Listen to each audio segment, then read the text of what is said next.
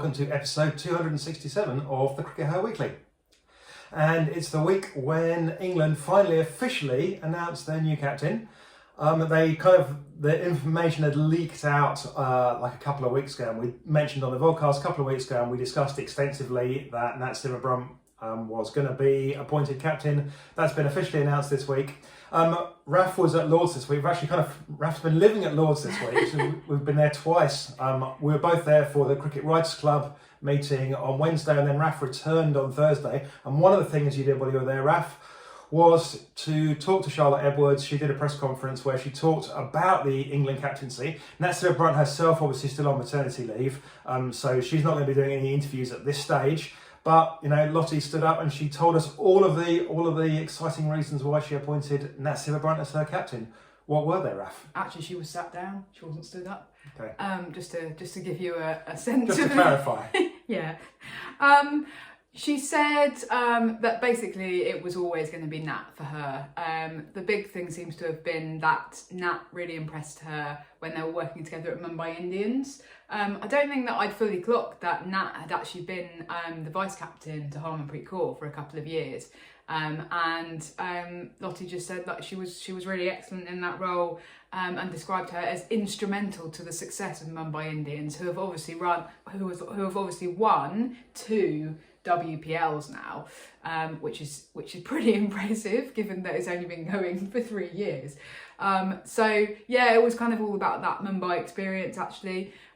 She talks about Nat as being somebody who leads from the front and who has the respect of the playing group, and those were clearly qualities that she felt were very important. So she was never going to bring somebody in from outside. Sorry, Sid, your Grace Scrivens option was never something that was seriously considered by Lottie.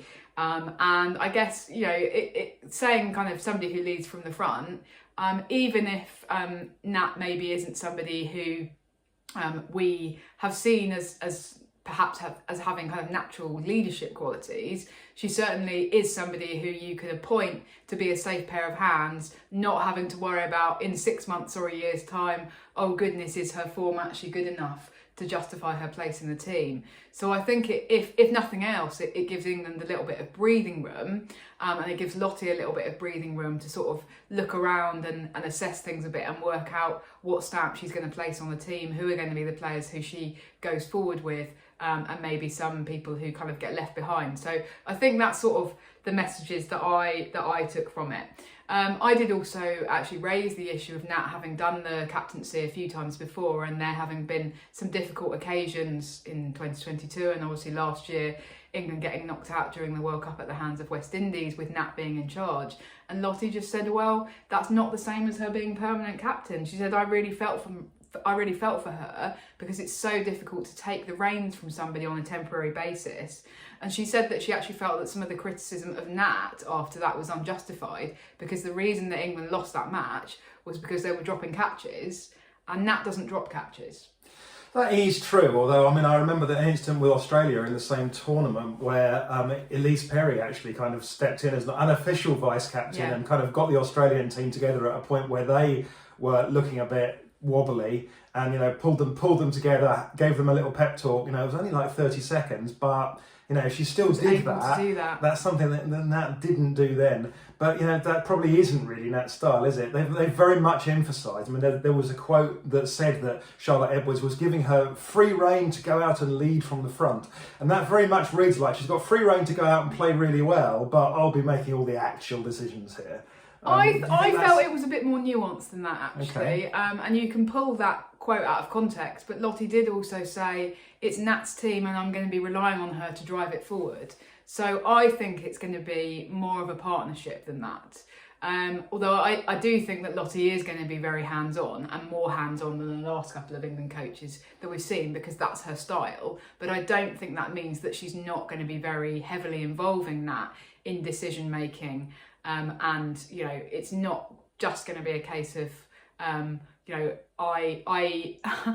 I tell you what we're doing and you execute it. That wasn't if you listen to the whole press conference, that wasn't the impression that I came away with. I wonder if partly also Charlotte Edwards actually is quite good at making people feel involved in decision making, even when she's the one actually making all the decisions. Well, she's very good at that sort of personnel kind of. I think that's what's happened. That's what her partnership with Georgia Adams at Hampshire/Southern Vipers has been over the last few years. Actually, it has been a partnership. It has been driven by Lottie, but she's kind of brought Gads on that journey with her, I think. Okay. Now, the other thing which we all wanted to know was who's going to be the vice captain, Raf? Yeah. Who is going to be the vice captain? Well, a lot of people said this was actually going to be more interesting than who's going to be the captain, because that we all basically already knew. And the answer to who's going to be the vice captain is nobody. Oh.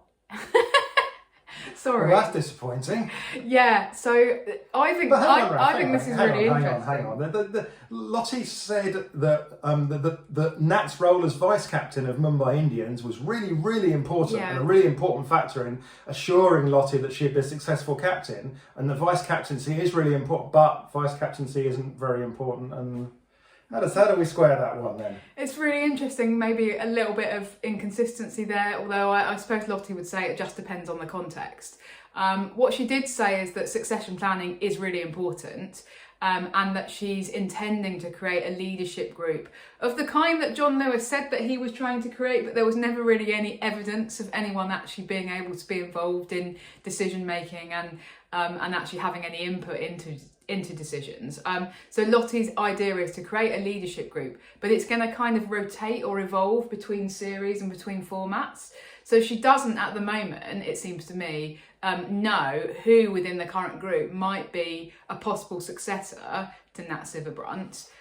It seems that it's a kind of she wants to make an assessment about that. Well, I mean, I think that's interesting because, I mean, first of all, I actually feel this, facetiousness aside, this is actually quite good news for Grace Scrivens, because what it means is that there's still an opportunity for her to come into the side over the next year or so and to stake her claim to the vice captaincy, with a view to making her the next captain. Obviously, if Lottie had come out and gone, Sophia Dunkley is my vice captain. She's my choice. She's the one. That would have kind of ordained Sophia Dunkley as the next England captain, and that would have been bad news for Grace Scrivens. I think it's also kind of bad news for those who were touting Charlie Dean, because it's very notable that the loudest sound here was the sound of the silence of the endorsement of Charlie Dean. Right? Yeah. If Lottie thought that Charlie Dean at this stage was going to be the next England captain, she would have made her the vice captain. So at this stage, Lottie doesn't think that Charlie Dean is a shoe-in to be the next England captain. Well, Lottie also will be very aware of the fact that, as you've continually said, Charlie Dean doesn't necessarily at the moment kind of get her place in all formats. So that's potentially the reason for having this leadership group that rotates between formats. Yeah. But the other thing that we should all bear in mind across this is that in practice, they will have to be a vice captain. And the reason they'll have to be a vice captain is because the laws of cricket say there has to be a captain. So if Nat leaves the field, for example, or is not available, say, she has to be rested for the 5th T20, or she has to go on parental leave because her child's sick, or she needs to take care of childcare stuff, which she's got a total legal right to under English law, apart from anything else. And at that point, they're going to have to appoint somebody to do the job. Somebody's going to have to be the captain. Mm-hmm. So at that point, you're effectively going, well, actually, this person is the vice captain. And I do wonder if what's perhaps happened is that actually there is a vice captain, but they've decided to kind of play it down. In particular, this would make sense if it was Amy Jones. So I can see that Amy Jones might have agreed to do it on the grounds that you make zero fuss about this, because the fuss was the thing that Amy Jones didn't want about the captaincy. So she might have well have said, okay, I'll be vice captain, but no announcements, no fuss, no big deals. I'll just quietly do it when it comes up. That might be what ends up happening, but certainly, I think that if that had happened, then Lottie would have been honest about that, or at least she would have said.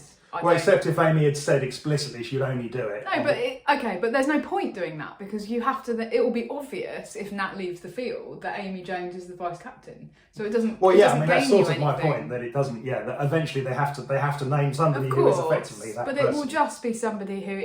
The point that Lottie's obviously trying to make is that that whoever does it happens to do it initially is not going to do it on a permanent basis, I think. Yeah, I mean, this actually happened prior to Heather Knight becoming vice captain of England when Lottie was captain of England, didn't it? She had Jenny Gunn as the sort of almost like the token vice captain, because it was somebody who was a sort of, just like she'd been in the team a while. She was pretty much a shoo-in for all formats. She knew what she was doing. She was knew the what senior she was pro. about. But she was never a serious challenger to be a permanent England captain. I don't believe that she actually ever wanted that. And so so it will be a kind of Jenny Gunn type situation if and when that happens. Okay, well, it'll be really interesting to see who does emerge, when that happens. Yeah. Now, we mentioned that you were at Lord's that day, but the main thing that you were at Lord's for on Thursday was actually not to talk to Charlotte Edwards at all. It was for the launch of the 2026 World Cup. I thought you were going to say it was to have an amazing breakfast provided by MCC. Well, yeah, that as well. 2026 World Cup, it's happening in England. It's a 12-team World Cup. It's about a year now till it all gets started. And there was a big launch event at Lord's with some big people, and they made a big fuss, Raf. Lots of big. Yeah, definitely. Tell us about how big it really was. Was it big? Well, it was. I mean, huge. It was in the long room, so it was long, think about the size of the. Yeah, it was maybe long rather than big. I mean, the long room is quite sizable. There are probably like couple of hundred people there. I didn't particularly count, but what was really noticeable was that so many of them were women. The other thing that they'd done was basically redecorate the long room. So if you've been there or if you've seen photos, it's usually adorned with all of these portraits of all of these, many of them are dead blokes, basically. That's cricket, right? Famous cricketers of the past, going back to sort of Victorian gentlemen in fancy Victorian garb to modern England captains. So there was a kind of a bit of a revolutionary redressing of the long room, just the fact that they put billboards up that covered all of these blokes. And as we walked in, there was video playing, and it was all of these iconic, historic moments from women's sporting history. Amazing. Like Billie Jean King. They obviously had some Anya Shrubsole footage, a little bit more recent. Stuff from the first woman trying to run the Boston Marathon, all of that kind of stuff. And then what they did at the end was that they, so there are now 2 portraits of women in the long room.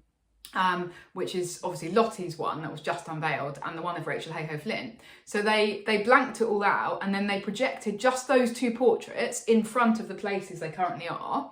And then they gradually started to project these other portraits, and they were all of women and girls, of cricketing women and girls. And it was so cool. It was just this really emotional moment of kind of, this is what the long room could look like. And that was sort of really in keeping with the theme of the event, which was all about actually we don't want the World Cup to be a moment. We want it to transform women's cricket's kind of status within society. And they've set themselves some very ambitious goals, haven't they? Yeah, very lofty goals indeed. So Beth Barrett-Wild is the co-director of the tournament, and she sort of opened up the event by talking about her vision. So the sort of slogan, if you like, is women's cricket going from marginal to mainstream. So that's quite an interesting one. But in terms of specific goals, they want to double the previous highest attendance at a Women's World Cup, which I'm pretty sure was almost 140,000 at Australia in 2020. Now that's an interesting one, because 140,000, over half of those were the attendees at the final, 85,000 people at the final. The rest of the tournament was attended by a lot less. Yeah. So it's an interesting goal. But of course, what England will not have is the ability to have 85,000 people at the final, because it's going to be held at Lord's. Unless they rebuild Lord's in the next 12 months. Yeah, I think that's unlikely. I don't think they got planning permission for that one, Raf. No. So that's a very challenging goal, The capacity isn't it? of Lord's is a bit higher than it was for 2017, of course, because they've got those 2 new stands. So I think it's up to about 30,000 now? Yeah. But still, that's nothing compared with the MCG. It's a hugely ambitious goal. And they've set themselves some financial goals as well, haven't they? Yeah, so there's stuff about, they want it to be the most watched tournament ever. So it's not just about getting people to the ground. They want more people to watch it around the world on TV. But also they want it to be the highest grossing Women's World Cup ever. So yeah, to bring in the most money, I guess it's about kind of demonstrating that women's cricket is really commercially powerful now. Now that's really interesting because traditionally women's cricket has priced itself very low. The easy way, or rather the only real way of increasing your revenue, given that your TV revenue is effectively fixed, over the course of a cycle, the only real way of increasing your revenue is to increase the gate costs, charge more for tickets. Now, women's cricket in this country has traditionally not charged a lot of money for tickets. We know that in the last Women's Ashes held in this country, there were really good attendances, but they still made a loss because they didn't charge enough for the tickets to make a profit. So are they going to bump up ticket prices, and are people going to be, happy about that? Because ticket prices are a big deal. It's a really interesting one. And one of the things that we found when we did the research into the 100, for example, was a lot of people were really excited about it and felt it was really good value because they actually have priced the tickets very reasonably for the 100. It's like, in the first year it was like a £5 for a kid and a £10 for an adult or something like that. I think it's gone up slightly, but it's incredibly reasonable compared to, for example, going to a day of men's test cricket in this country. So they've got a bit of a balancing act here, actually, because they've got to square the circle of they want to get these huge attendances versus they also need to kind of have this increased revenue stream. So it's going to be some kind of sweet spot where they think people will buy tickets. Now, of course, it will be a bit varying because, how many people are going to go and watch like West Indies v South Africa, which I'm assuming is going to be one of the matches that's held at Bristol, because of course we've had the venues unveiled as well, and Bristol is the kind of only sort of slightly smaller venue. Yeah. It's the only one that they used last time. The others are all these huge, Lords of course for the final, but the others are all of these huge kind of 15, 20,000 capacity grounds. Yeah. Heading Lane. Exactly. So they've got that one sort of slightly more boutique ground where they could have a smaller attendance for maybe a neutral match on a weekday. But they have set themselves a big challenge here, and it is going to be really interesting to see because the event was amazing. The event was like really inspiring. I've been to, and we've been to a few of these events over the years, and they often are like quite corporate, and you sort of go, yeah, okay, they're trying to tell us this particular message and it's great branding. This genuinely felt a bit different. It did, partly because it's in the long room and it's trying to do this sort of revolutionary thing about projecting these different images and stuff. It felt really exciting. One of the most inspirational events of its kind I've been to, but the proof's going to be in the pudding, right? It's easy in a way to say this is what we're going to try and do. Now they've got to try and do it. Yeah, absolutely. Now, talking of the venues, one thing that people have commented on is that, of course, this tournament is held in England and Wales, because it remains the England and Wales Cricket Board. Yeah.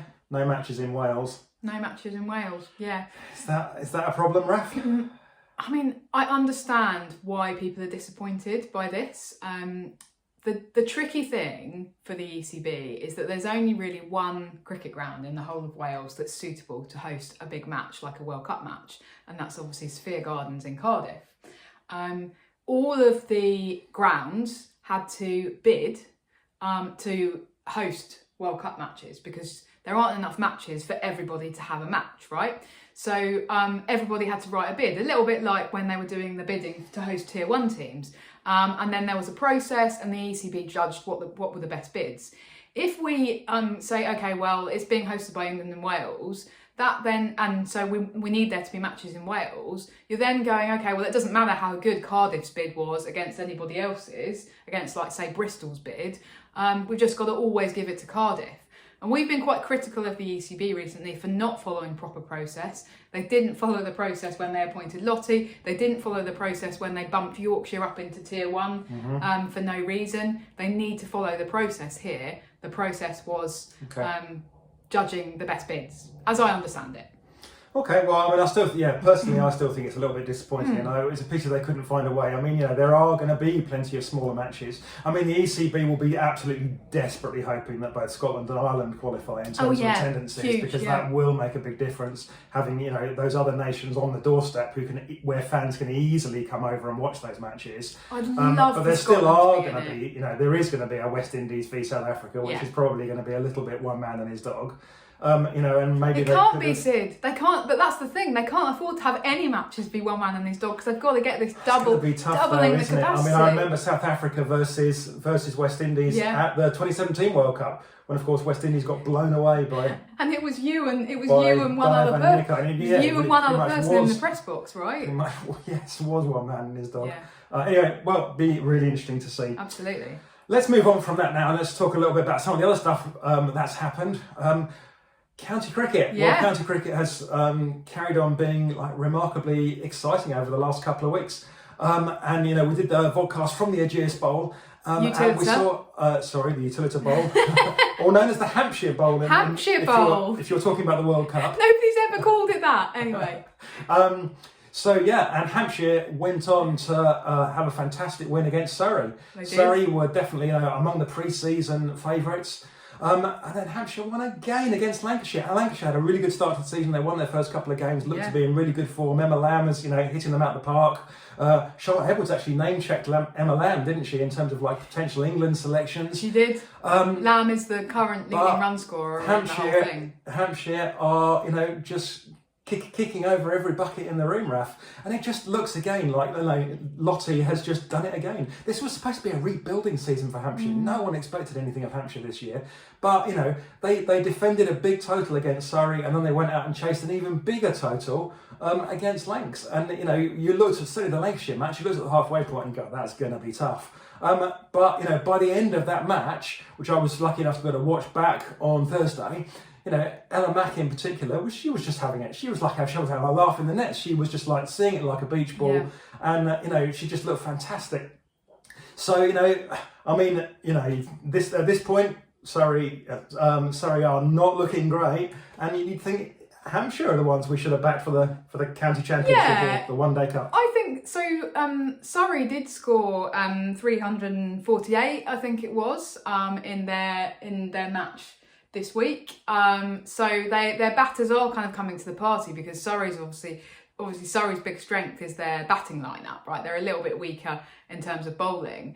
And I think Hypercourse actually tweeted that this is one of the highest totals ever in women's 50 over domestic cricket, although not the highest. But yeah, 350 in women's 50 overs is still a pretty impressive effort. So I think maybe Surrey are coming to the party a bit. Them, I'm probably being a little. I mean, the other thing with Hampshire that's going to be tricky is what happens if Ella McCacken gets an England call up. Lottie also did name check her.